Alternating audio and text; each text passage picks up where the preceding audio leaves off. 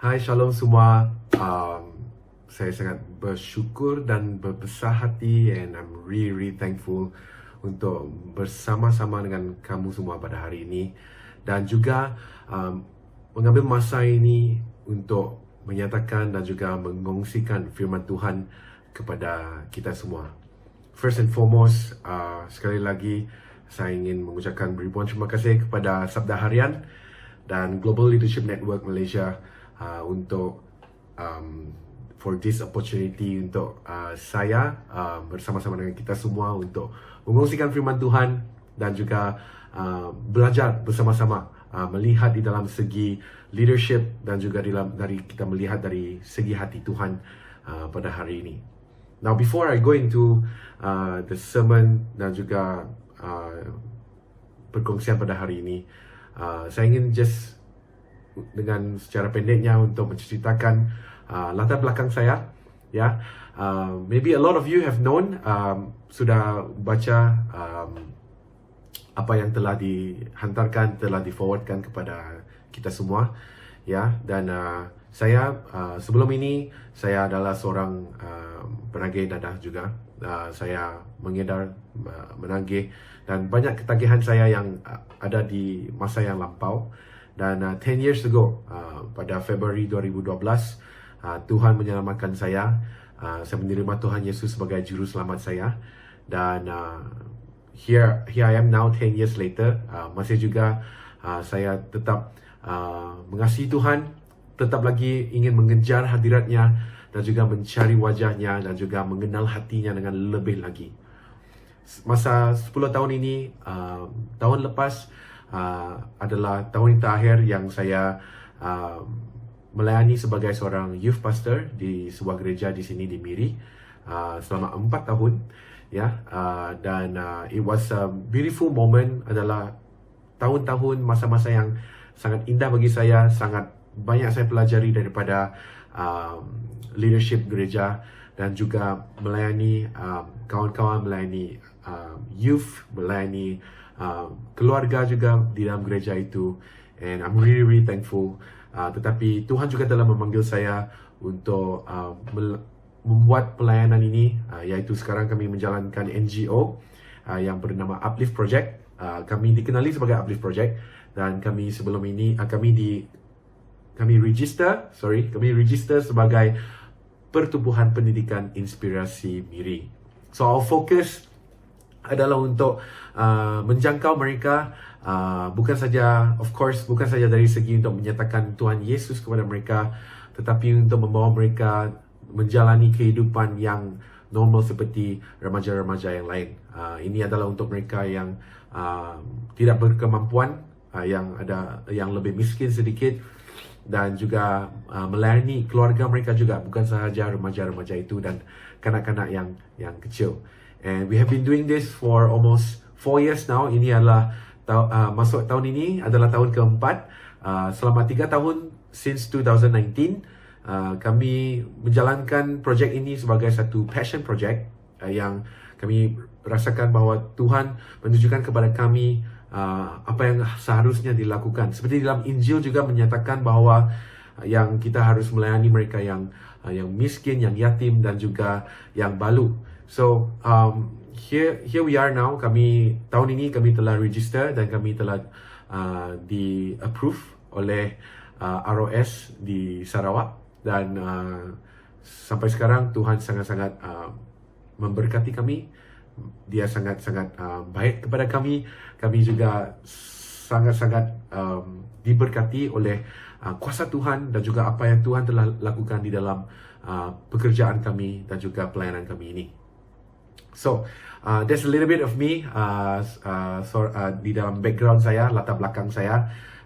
Saya juga dalam masa yang saya biasa saya mengajar dan bermain bola keranjang bersama-sama dengan the kids in my neighborhood yang di sekeliling saya ni, di tempat saya tinggal, ya. Dan pada masa yang lapang juga saya juga menari. Okay, so you can check me out.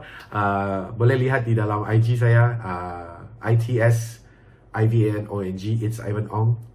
Kamu boleh cari saya di sana. Dan juga kamu orang boleh cari kami di Uplift Project Borneo di Instagram dan juga Facebook. Kami belum lagi ada website, tetapi mungkin pada masa yang akan datang kami akan fokus dan membuatnya di sana. Right. So again, thank you everyone. Terima kasih kerana membawa saya, to invite me here to be with all of you. Saya ingin meminta maaf dulu kerana kalau saya punya bahasa kan, kalau ada pendek sikit, campuran dengan bahasa English. So I hope you forgive me. Saya akan cuba sedaya upaya untuk menyampaikan firman Tuhan pada kita semua hari ini dengan sepenuhnya, dengan sebaiknya yang mungkin.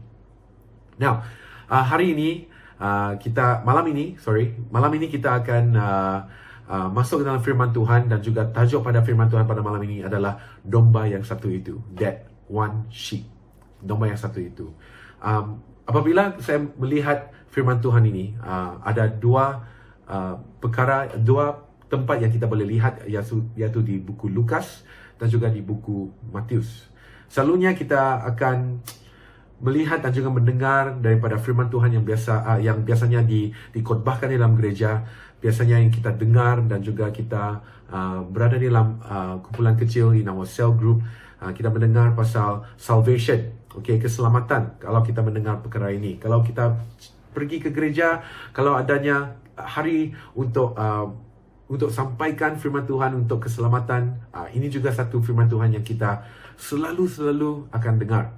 Tetapi I think about last year, pada akhir tahun yang lepas, Tuhan memberikan saya satu insight yang baru, satu penglihatan yang baru di dalam firman Tuhan ini. Kalau kita lihat di Lukas, kita akan melihat satu celebration. Mereka akan celebrate bahawa di mana di sana mereka akan melihat gembala itu celebrate bersama-sama dengan keluarga-keluarga, celebrate bersama-sama dengan orang yang lain kerana satu domba yang hilang itu kembali sudah bersama-sama dengan mereka. Tetapi Tuhan menolong saya untuk membuat satu penglihatan yang baru, untuk melihat hati Tuhan, apa yang Tuhan mahu lakukan dan juga apa yang Tuhan mahukan kita untuk buat, dan juga kita untuk menjangkau mereka dan juga menjadi seorang gembala juga. So gembala tidak seharusnya seperti menjadi seorang pastor, tetapi gembala adalah satu panggilan, right? Amen. Pengembalaan adalah sesuatu panggilan kepada kita semua untuk menjangkau, mencari dan juga memberitakan firman kepada kawan-kawan, kepada keluarga, kepada orang-orang di dunia ini. Now, sekali lagi, hati Tuhan, rencana Tuhan bukan saja untuk kita bergembira, bersukacita, bukan saja untuk kita party kerana ada yang sudah masuk ke dalam syurga, tetapi betul, Tuhan memang bergembira, bersukacita juga mereka yang ada jiwa yang baru datang kepadanya. Tetapi untuk kita bukan saja untuk melihat dalam keselamatan, bukan saja di sana, tetapi juga untuk sangat dengan benarnya dan dengan it's fiercely in love with us untuk menjangkau dan supaya satu ekor domba itu, seseorang itu tidak akan mati. So hari ini kita akan masuk ke dalam Matius 18. Matius 18 ayat 10 hingga ayat 14. Saya akan bacakan daripada Alkitab versi Borneo. Ayat 10. Hati-hatilah, jangan hinakan seseorang daripada muridku yang kecil ini. Ketahuilah, malaikat-malaikat mereka sentiasa berada di hadirat Bapa-Ku di syurga. Anak manusia datang untuk menyelamatkan orang yang hilang. Yesus, the Son of Man. Anak manusia datang untuk menyelamatkan orang yang hilang. Ayat 12, bagaimana pandanganmu? Now, apabila Yesus bertanya soalan kepada murid-muridnya, kita sebagai pembaca sekarang untuk yang mengikut Yesus dan juga menjadi murid Yesus, juga harus merasakan bahawa Yesus juga bertanya kepada kita, apakah pandangan kita? Jadi, bagaimana pandanganmu? Yesus bertanya, jika seseorang mempunyai 100 ekor domba dan seekor daripadanya hilang, apa yang akan dilakukannya? tentulah dia akan meninggalkan 99 ekor domba yang sedang berumput di bukit dan pergi mencari domba yang hilang itu. Wow, very radical, right? Di ayat 13, sesungguhnya aku berkata kepadamu, apabila dia menjumpainya, domba yang seekor itu lebih menggembirakannya daripada 99 ekor yang lain itu. Demikianlah juga Bapamu di syurga tidak mahu seorang pun yang kecil ini hilang. Apabila kita baca di Lukas, right? Kalau kita baca di Lukas menyatakan bahawa di sini mereka bukan saja di atas bukit, tapi di atas padang. So basically every place is secured, is protected, ya, dijagai, dan juga di dalam kandang dan juga di dalam tempat yang sudah disediakan untuk mereka supaya mereka tidak keluar daripada tempat itu, is long, is taken care of. Okay, kita akan masuk ke sana sebentar lagi, ya. Jadi inilah firman Tuhan yang ada pada hari ini. Beberapa perkara yang saya ingin nyatakan, yaitu the words that I use here, 3 words that yang sangat-sangat highlighted bagi saya. Alright. Yang pertama adalah mereka yang kecil ini, muridku yang kecil ini. Apabila Yesus menyatakan jangan hinakan seorang daripada muridku yang kecil ini. Now, sesiapa saja yang mengikut Yesus, yang menjadi murid Yesus, memang sememangnya kita menjadi muridnya lah, right? It's very obvious, it's like duh. Memang sebetulnya sebegitu. Tapi Yesus menyatakan di sini, hati-hatilah, jangan hinakan seorang daripada muridku yang kecil ini. Kerana pada sebelumnya, di ayat 1 hingga ayat 9, Yesus menyatakan dan menceritakan bahawa siapakah yang terbesar di kerajaan syurga, which the ones yang melayani, dan juga siapakah yang besar, siapakah yang kecil, tidak ada semestinya begitu. Dan Yesus menyatakan jangan hinakan. Hina apabila kita di dalam pelayanan, correct? Kita sebagai leaders, kita kadang-kadang kita mungkin terlepas pandang ataupun memandang rendah kepada orang-orang di gereja, our people, the youths, ataupun yang juga yang melayani bersama-sama kita yang tertentu, maybe, right? Mungkin saja, ya. Tetapi Yesus menggunakan perkataan kecil itu, which is little ones, muridku yang kecil ini, di dalam Greeknya, di dalam bahasa Yunaninya adalah namanya mikros, okay? Mikros ini juga adalah dinyatakan sebegini, small, little, in 1, 2, 3, 4, 5, in 6 mentions, okay? Dari segi size, dari segi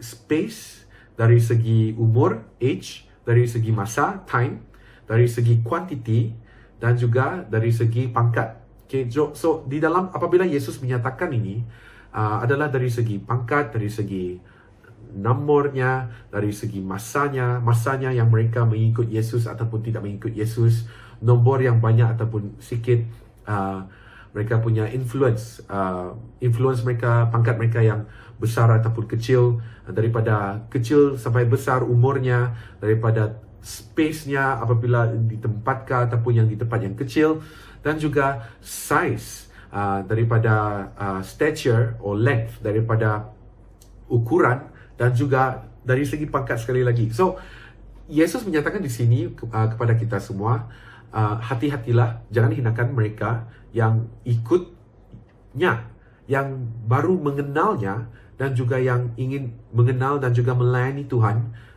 dengan dari mereka yang lebih kecil lagi daripada kita yang sudah melayani Tuhan di dalam masa yang sudah panjang lama, ya. Bagi saya, for me, I've served God for 10 years. Ini adalah tahun ke-10 saya mengenal Tuhan dan juga melayani Tuhan. Dan true enough, apabila saya resign daripada tempat saya yang dahulu, daripada seorang youth pastor, saya keluar daripada sana. Memang betulnya pelayanan Tuhan memang tidak akan berhenti, ya, right? Bukan maksudnya saya ingin nyatakan kepada kita semua untuk keluar daripada pelayanan, it's not that. But pelayanan Tuhan tidak akan berhenti. Dan juga di sini saya juga melihat dari segi saya pergi kembali ke ground zero. Ground zero maksudnya saya pergi ke sana dan juga bekerja dari bawah lagi, dan juga melayani mereka yang tidak dapat memberi kembali kepada kita. Kebanyakan kita sebagai leaders, kita mahu, whether we like it or not, kita mahu tempat, kita juga mahu ada posisi di mana kita boleh menjaga, kita boleh membimbing, kita juga boleh lead people in a position. But let me suggest this bahawa kepimpinan tidak seharusnya datang daripada satu posisi, tapi kepimpinan datang daripada hati Tuhan. Dan apabila kita align, apabila kita meluruskan hati kita kepada Tuhan, kita dapat memimpin dan juga menjaga dan juga menjangkau mereka yang they are young or anybody else. Kerana Yesus melayani dan juga memimpin kita bukan dari segi posisinya sebagai anak Tuhan ataupun posisinya sebagai Tuhan, tetapi dia melayani kita sebagai seorang hamba. Right, amen? Dan juga apabila kita melayani orang sebagai seorang hamba juga, kita memahami hati seorang hamba itu, kita memahami hati Tuhan apabila dia menyatakan kepada muridnya, apabila dia mencuci kaki muridnya pada masa itu, follow me as I do this to you, do to others too. Ikutilah aku mencuci kakimu, kamu harus mencuci kaki sesama sendiri. You have to wash, you have to do the same thing. Yesus mengajar kita untuk menjadi seorang hamba, bukan hamba abdi, tetapi hamba yang melayani mereka dan juga mengasihi mereka yang lain. As how we want ourselves to be loved. Seperti bagaimana kita mahukan diri kita untuk dikasihi. Right? Amen? Jadi, di sini, pertama di sini, janganlah hina mereka yang kecil. Sebagai seorang leader, sebagai seorang pemimpin dalam gereja, mungkin kamu adalah pemimpin dalam cell group, mungkin kamu adalah pemimpin dari dalam pelayanan worship ataupun apa. No, do not hinder, jangan hinakan mereka yang kecil ini. Ajarkan mereka, right? Ajarkan mereka. Dan saya sangat suka apabila Yesus menyatakan menyatakan di sini dari segi persoalan. Bagaimana pandanganmu? Apakah pandangan kita apabila kita melihat firman Tuhan? Apakah pandangan kita apabila kita melihat dan juga melayani orang dari segi posisi dan dari segi leadership yang dunia telah sediakan kepada kita? The world teaches us a lot of things, a lot of ways of how we do leadership. Tetapi Yesus mengajar kita cara yang sangat-sangat beza daripada cara duniawi. Alright. Di sini Yesus menyatakan, the story is ada 100 ekor domba, satu pergi, satu melayang, dia pergi ke tempat lain. Okay? Dan 99 ekor itu dia tinggalkan di sana, di atas padang itu, dan merumput di atas bukit. Okay? Dan pergi mencari domba yang hilang itu. Now the next word here that I want to say to you and I want to share to you, ayat yang seterusnya adalah the word astray.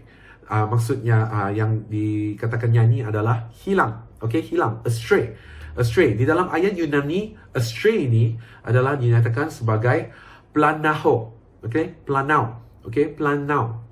Di planao ini ada dua maksudnya di sini. Okay, you can check it out in the Blue Letter Bible. Okay, itu adalah satu app yang sangat-sangat menolong saya secara pribadi dalam mengajar dan juga mencari firman Tuhan. Okay, and it says here adalah to cause to astray, to lead astray, lead aside from the right way, to go astray, wander, ataupun just lepak, roam about, sekati saja dia pergi mana. Ataupun secara metafornya adalah to lead away from the truth, membimbing mereka keluar daripada kebenaran, to membimbing mereka pergi ke jalan yang salah, dan juga untuk menipu, untuk membawa mereka keluar daripada kebenaran dan juga pergi masuk ke dalam dosa. Dan satu lagi metafornya adalah untuk memutuskan dan juga untuk membunuh ataupun membimbing mereka untuk jatuh keluar daripada kebenaran firman Tuhan.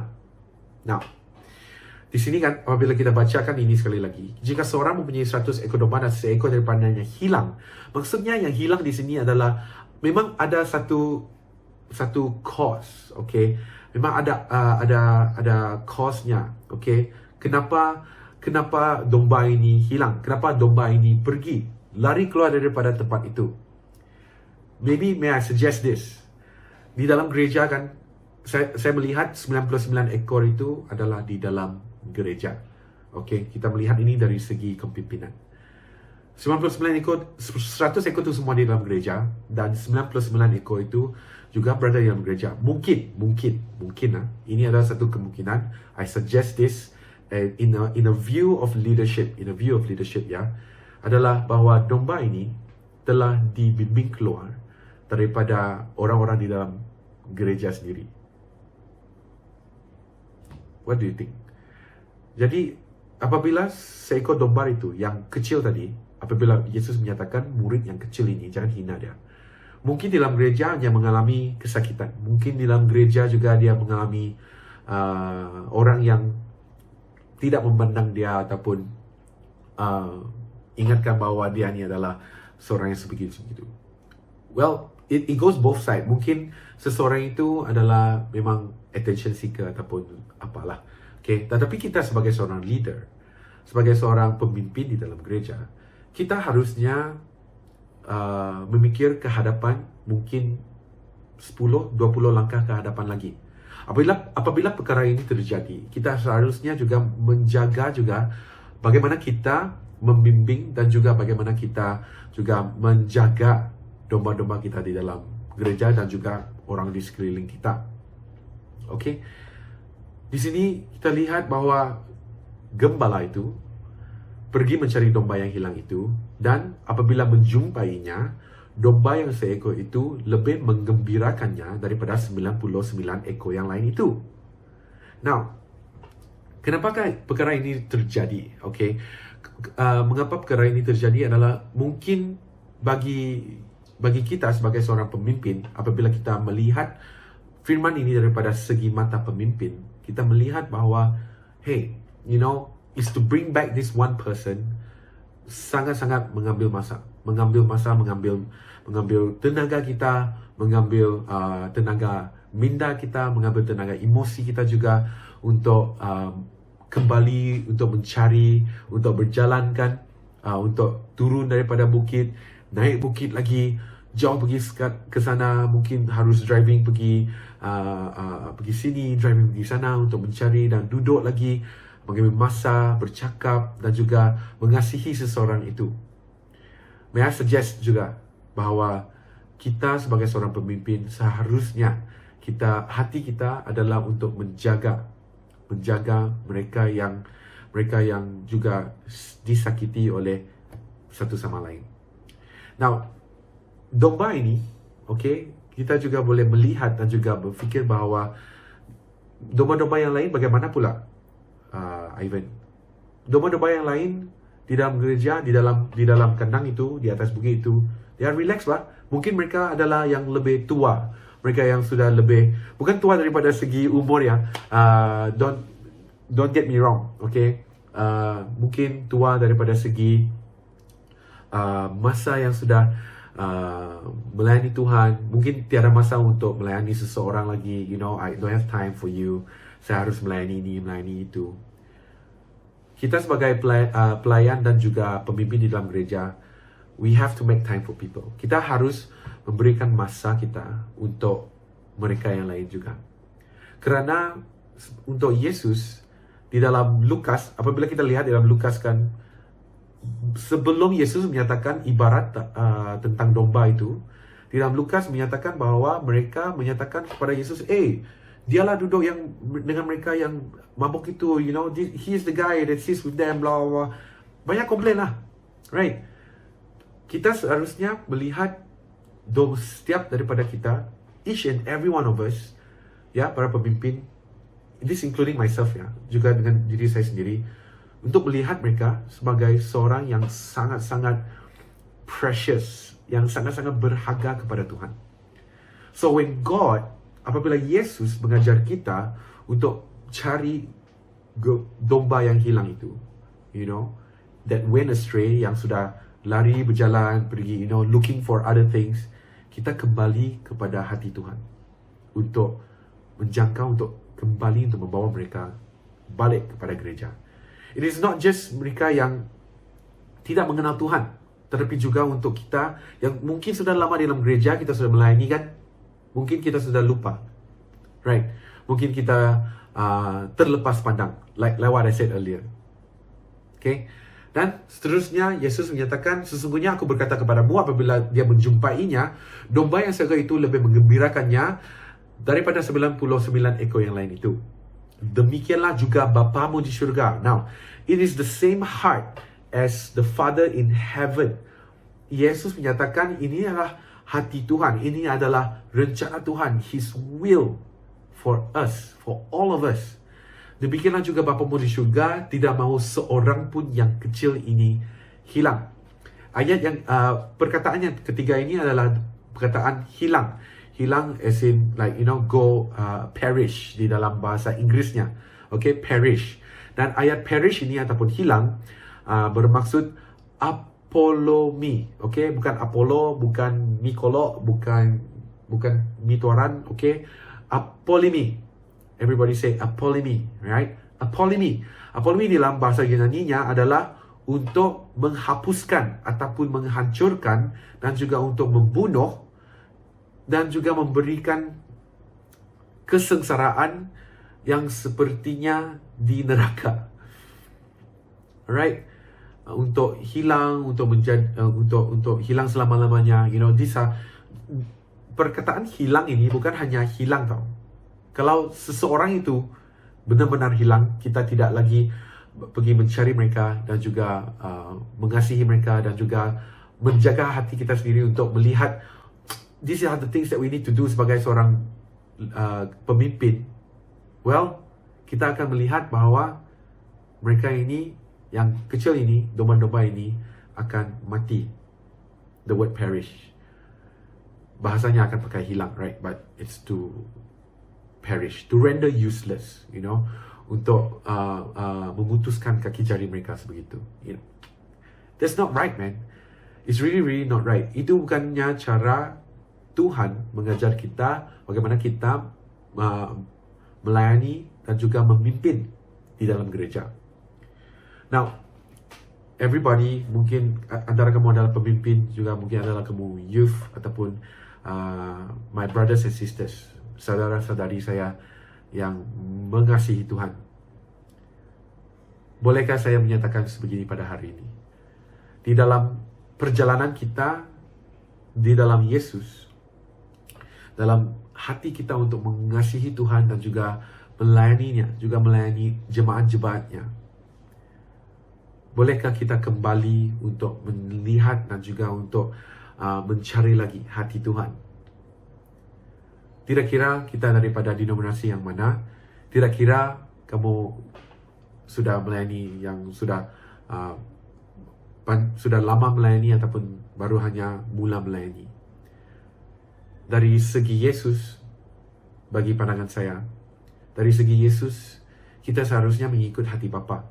Dan hati Bapa tidak mahu seekor pun mati. Bukannya hanya hilang. Bukannya hilang hanya dari segi tubuh, ataupun dari segi hati, ataupun dari segi spiritual, dari segi roh kita. Tapi tidak mau kita mati juga di dalam roh, di dalam minda kita, dan juga di dalam badan kita. Sebagai seorang pemimpin di dalam gereja, kita juga harus melihat dan juga tidak menghina domba-domba yang kecil ini, murid-murid yang kecil ini. Mereka akan datang dengan agenda-agenda mereka sendiri. Betul. Kita dulu pun begitu kan. Kita datang kepada pemimpin dan kita juga ada agenda tersendiri. Kita juga ada masalah kita tersendiri. Kita juga mengalami kesusahan yang kita yang kita alami, yang kita rasakan lebih besar daripada dunia, lebih besar daripada kamu. Tetapi apabila kita sudah matang, apabila kita bertumbuh matang di dalam Tuhan, Kita seharusnya lebih lagi mengasihi dan juga lebih lagi untuk menjadi seorang hamba yang melayani seperti Tuhan Yesus melayani mereka yang lain. Janganlah kita hina. Janganlah kita terlepas pandang. Janganlah kita biarkan yang kecil ini mati.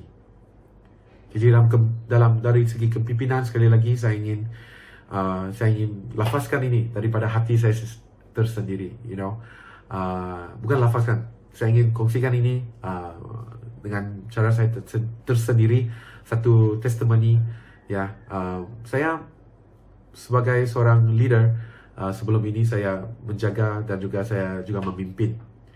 Ada di antara mereka yang saya pimpin pada masa dahulu juga terlepas pula daripada kepimpinan saya. Mereka rasanya macam saya terlepas pandang dan saya tidak mengasihi dan tidak menjaga mereka lagi. Terutamanya pada masa pandemik yang 2 tahun yang lepas. Dan pada masa itu adalah sangat-sangat sedih sekali kerana mereka terus, in English it says ghosting lah. So in bahasa mereka menghantukan diri. Mereka hilangkan diri. Dan to be honest, saya juga ada kesalahan dan juga kelemahan saya yang itu sendiri. Mungkin saya memimpin dengan terlebih ganas, terlebih kuat. Mungkin saya juga tidak meluangkan lebih masa kepada mereka. Dan ada juga yang di antara mereka yang tetap setia, masih juga mengikut, masih juga bertanya sapa kepada saya, masih juga meminta advice daripada saya, dan juga saya masih berkongsi kepada mereka, mereka masih juga mendengar. Saya puji Tuhan. Tetapi kalau ada satu regret, kalau ada satu perkara yang saya ingin kembalikan lagi adalah untuk mengembalikan masa saya kepada masa itu untuk melakukan perkara yang betul, untuk mengeluangkan lebih masa lagi dengan mereka dan semuanya. Tetapi pada masa sekarang saya pun seharusnya pergi ke hadapan, dan puji Tuhan saya masih lagi melihat mereka tidak mereka tidak unfriend saya ataupun unfollow saya daripada Instagram, dan saya juga masih melihat mereka, kehidupan mereka, apa yang mereka sudah jalani sekarang ini, dan tetap juga saya berdoa untuk mereka. Dan dengan berkat Tuhan juga, Tuhan memberkati saya dengan lebih banyak lagi anak-anak muda, dan kebanyakannya juga yang tidak mengenal Tuhan. Apa yang ingin saya nyatakan daripada sini adalah kita bukan seharusnya melihat daripada hati kita sendiri, bukan untuk cara kita ini betul, tetapi kita juga harus melihat daripada hati Tuhan. Dan jangan membiarkan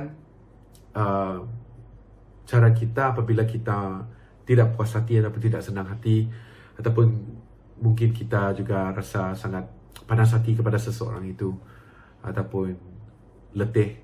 Jangan biarkan semua itu menjadi satu faktor untuk kita tidak meluangkan dan juga melayani mereka yang lain. Janganlah hina mereka. Tetap melayani, tetap menjaga mereka supaya mereka tidak mati. Right? So, I want to share this. This is from my heart. Ini adalah dari hati saya. Saya berharap, saya berdoa agar firman Tuhan dan juga perkongsian pada malam ini dapat memberikan satu insight, satu penglihatan yang baru daripada firman Tuhan dan juga dari segi kepimpinan. Saya ingin, I want to encourage you to continue to love, to continue to serve, to continue to menjadi satu contoh supaya supaya orang-orang kita, bukan saja di dalam gereja tapi juga di luar, yang dapat melihat dan juga menyatakan, wow, saya melihat Yesus daripada dirimu, di dalam dirimu, daripada kelakuan, daripada percakapan, daripada social media juga, di dalam dan di luar social media. Seharusnya kita yang sama. Seharusnya apabila kita mengasihi Yesus, kita juga mengasihi Yesus di luar juga. Amin. So, mari kita berdoa. Thank you, Lord. Tuhan, sekali lagi, saya nak serahkan setiap daripada kami yang mendengar pada malam ini, juga dengan diri saya, Tuhan, untuk melihat dan mengejar lagi hadirat-Mu, mengejar lagi kasih-Mu dan juga hati-Mu, Tuhan.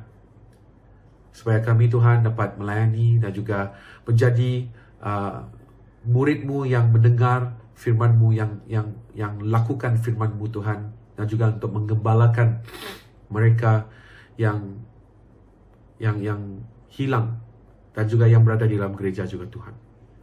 Tuhan, ajarkanlah kami supaya kami tetap kuat di dalam perjalanan ini.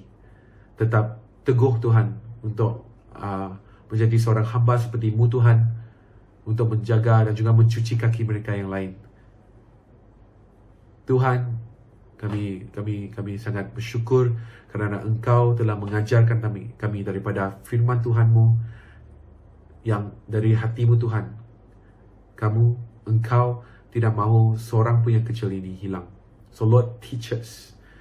Ajarlah kami supaya kami tidak menjadi besar sangat di dalam otak kami, di dalam hati kami, tapi kami lebih mundur, Tuhan, kami lebih ke belakang, Tuhan, supaya Engkau ditinggikan, supaya Engkau dimuliakan di dalam pekerjaan kami.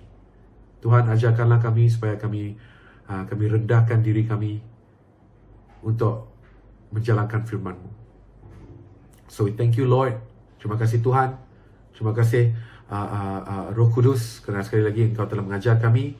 Kami serahkan segalanya, dan malam ini di dalam tangan-Mu. Di dalam nama Tuhan Yesus kami percaya dan telah berdoa. Amin. Amin. Puji Tuhan.